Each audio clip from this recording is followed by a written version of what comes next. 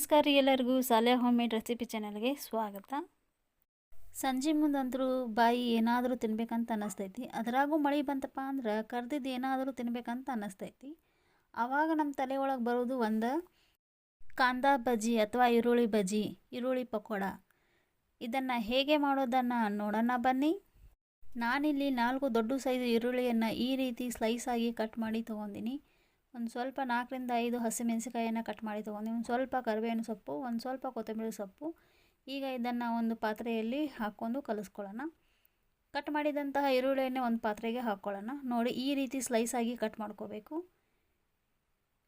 ಈಗ ಇದಕ್ಕೆ ಕಟ್ ಮಾಡಿದಂಥ ಹಸಿಮೆಣಸಿಕಾಯನ್ನು ಹಾಕ್ಕೊಳ್ಳೋಣ. ಒಂದು ಸ್ವಲ್ಪ ಕರಿಬೇವಿನ ಸೊಪ್ಪನ್ನು ಹಾಕ್ಕೊಳ್ಳೋಣ. ಕಟ್ ಮಾಡಿದಂತಹ ಕೊತ್ತಂಬರಿ ಸೊಪ್ಪನ್ನು ಇದಕ್ಕೆ ಹಾಕ್ಕೊಳ್ಳೋಣ. ಹಾಫ್ ಟೀ ಸ್ಪೂನಷ್ಟು ಚಾಟ್ ಮಸಾಲವನ್ನು ಹಾಕ್ಕೊಳ್ಳೋಣ.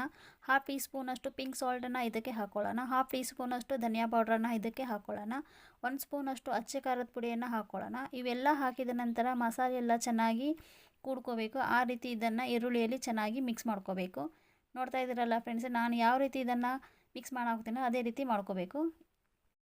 ಈಗ ಇದಕ್ಕೆ ಕಡಲೆ ಹಿಟ್ಟನ್ನು ಹಾಕ್ಕೊಳ್ಳೋಣ. ನೋಡ್ತಾ ಇದ್ದೀರಲ್ಲ ಫ್ರೆಂಡ್ಸ್, ನಾನಿಲ್ಲಿ 5 ರಿಂದ 6 ಸ್ಪೂನಷ್ಟು ಕಡಲೆ ಹಿಟ್ಟನ್ನು ಇದಕ್ಕೆ ಹಾಕ್ಕೊಳಕತ್ತೀನಿ. ನೀವು ನೋಡ್ಕೊಂಡು ಹಾಕೋರಿ. ಕಾಂದಾ ಬಜ್ಜಿ ಅಂತ ಅಂದಮೇಲೆ ಇದಕ್ಕೆ ಜಾಸ್ತಿ ಕಡಲೆ ಹಿಟ್ಟು ಹಾಕುವ ಅವಶ್ಯಕತೆ ಇರೋಂಗಿಲ್ಲ. ನೋಡ್ತಾ ಇದ್ದೀರಲ್ಲ ಫ್ರೆಂಡ್ಸ್, ನಾನು ಯಾವ ರೀತಿ ಇದನ್ನು ಕ್ಯೂಚಿ ಈ ಹಿಟ್ಟನ್ನು ಕಲಸಾಕೋತಿಲ್ಲ ಅದೇ ರೀತಿ ನೀವು ಸಹ ಕಲಿಸ್ಕೋಬೇಕು. ಯಾಕಂದರೆ ಈರುಳ್ಳಿಯಲ್ಲಿ ನೀರಿನ ಅಂಶ ಇರುತ್ತೆ, ಅದು ಬಿಟ್ಕೊಳ್ಳುತ್ತೆ. ಈಗ ಇದಕ್ಕೆ ರುಚಿಗೆ ತಕ್ಕಷ್ಟು ಉಪ್ಪನ್ನು ಹಾಕ್ಕೊಳ್ಳೋಣ. ಉಪ್ಪು ನೋಡ್ಕೊಂಡು ಹಾಕೋರಿ. ಉಪ್ಪು ಜಾಸ್ತಿ ಆದರೆ ಬಜ್ಜಿ ತಿನ್ನಲಿಕ್ಕೆ ಸರಿ ಅನಿಸಲ್ಲ. ಈಗ ಇದಕ್ಕೆ ಸ್ವಲ್ಪನೇ ನೀರು ಹಾಕಿಬಿಟ್ಟು ಕಲಿಸ್ಕೊಳ್ಳೋಣ. ನೀರು ಸ್ವಲ್ಪನೇ ಹಾಕಿ ಕಲಿಸ್ಕೋಬೇಕು.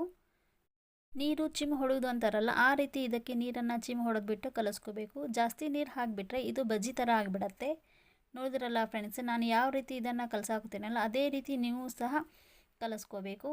ಈ ರೀತಿ ಕಿವುಂಚಿ ಕಲಿಸೋದ್ರಿಂದ ಈರುಳ್ಳಿಯಲ್ಲಿ ಇದ್ದಂತಹ ನೀರು ಬಿಟ್ಕೊಳ್ಳುತ್ತೆ. ನೋಡಿದ್ರಲ್ಲ ಫ್ರೆಂಡ್ಸು, ಹಿಟ್ಟು ಸಹ ಕಲಿಸ್ಕೊಂಡಾಗಿದೆ ಅಂತ. ಮೊದಲೇ ನಾನು ಗ್ಯಾಸ್ ಮೇಲೆ ಒಂದು ಬಾಳಿಗೆಯಲ್ಲಿ ಎಣ್ಣೆಯನ್ನು ಕಾಯಲಿಕ್ಕೆ ಇಟ್ಬಿಟ್ಟಿದ್ದೆ. ಎಣ್ಣೆಯೂ ಸಹ ಕಾದಿದೆ. ಕಲಸಿದಂತಹ ಪಕೋಡ ಹಿಟ್ಟನ್ನು ತೊಗೊಂಡ್ಬಿಟ್ಟು ಈ ರೀತಿ ಇದಕ್ಕೆ ಒಂದೊಂದಾಗಿ ಬಿಟ್ಕೊಳ್ಳೋಣ. ನೋಡ್ಕೊಂಡು ಹಾಕೋರಿ, ಎಣ್ಣೆ ಕಾದಿರುತ್ತೆ. ಒಂದೊಂದಾಗಿ ನಾವು ಬಿಟ್ಕೊಳ್ಳೋಣ. ನಮಗೆ ಯಾವ ಶೇಪ್ ಬೇಕಲ್ಲ ಆ ಶೇಪನ್ನು ನಾವು ಹಾಕ್ಕೋಬಹುದು. ಇಲ್ಲ ಅಂದರೆ ಬಿಡಿಯಾಗೂ ಸಹ ಇದನ್ನು ಹಾಕ್ಕೋಬಹುದು. ಎಣ್ಣೆಯಲ್ಲಿ ನೊರೆ ಕಮ್ಮಿ ಆದಾಗ ಹಾಕಿದಂತಹ ಪಕೋಡ ಮೇಲ್ಗಡೆ ಬಂದುಬಿಡುತ್ತೆ. ನೋಡ್ತಾ ಇದ್ರಲ್ಲ ಫ್ರೆಂಡ್ಸ್, ಪಕೋಡವು ಮೇಲ್ಗಡೆ ಬಂದಿದೆ ಅಂತ. ಈಗ ಇದಕ್ಕೆ ತಿರುವು ಹಾಕ್ಕೊಳ್ಳೋಣ. ಒಂದೊಂದಾಗಿ ಈ ಪಕೋಡವನ್ನು ತಿರುವು ಹಾಕ್ಕೋಬೇಕು. 2 ಸೈಡು ಚೆನ್ನಾಗಿ ಇದನ್ನು ಬೇಯಿಸ್ಕೋಬೇಕು. ನೋಡ್ತಾ ಇದ್ರಲ್ಲ ಫ್ರೆಂಡ್ಸ್, ಪಕೋಡದ ಕಲರು ಚೇಂಜ್ ಆಗ್ತಾ ಇದೆ ಅಂತ. ಈಗ ಇದನ್ನೇ ಒಂದೊಂದಾಗಿ ತಿರುವು ಹಾಕ್ಕೋಬೇಕು. ನೋಡಿ ಫ್ರೆಂಡ್ಸ್, ಪಕೋಡದ ಕಲರು ಗೋಲ್ಡನ್ ಕಲರ್ ಬಂದಿದೆ ಅಂತ. ಈಗ ಇದನ್ನು ಒಂದು ಪ್ಲೇಟ್ಗೆ ತೆಗೆದುಬಿಡೋಣ. ಎಲ್ಲವೂ ಸಹ ಒಂದು ಪ್ಲೇಟ್ಗೆ ತಗೊಂಡ್ಬಿಡೋಣ. ಉಳಿದಂಥ ಹಿಟ್ಟು ಸಹ 2ನೇ ಬ್ಯಾಚ್ ಆಗಿ ಹಾಕ್ಕೊಳ್ಳೋಣ. ಒಂದೊಂದಾಗಿ ಬಿಟ್ಕೋರಿ, ನೋಡ್ಕೊಂಡು ಹಾಕೋರಿ, ಎಣ್ಣೆ ಕಾದಿರತ್ತೆ. ಸಂಜೆ ಹೊತ್ತು ಚಹಾ ಜೊತೆ ಈ ರೀತಿ ಈರುಳ್ಳಿ ಪಕೋಡವನ್ನು ಮಾಡ್ಕೊಂಡು ಕೊಟ್ಬಿಟ್ರೆ ಮನೆ ಮಂದಿ ಎಲ್ಲ ವಾಹ್ ಕ್ಯಾ ಬಾತ್ ಹೈ, ಮಜಾ ಆಗಯ ಅಂತಂತಾರೆ. ನೋಡ್ತಾ ಇದ್ರಲ್ಲ ಫ್ರೆಂಡ್ಸ್, 2ನೇ ಸಲ ಹಾಕಿದ್ದು ಬಜ್ಜಿ ಸಹ ರೆಡಿಯಾಗಿದೆ ಅಂತ. ಈಗ ಇದನ್ನು ಸಹ ಒಂದು ಪ್ಲೇಟ್ಗೆ ತಗೊಂಡ್ಬಿಡೋಣ.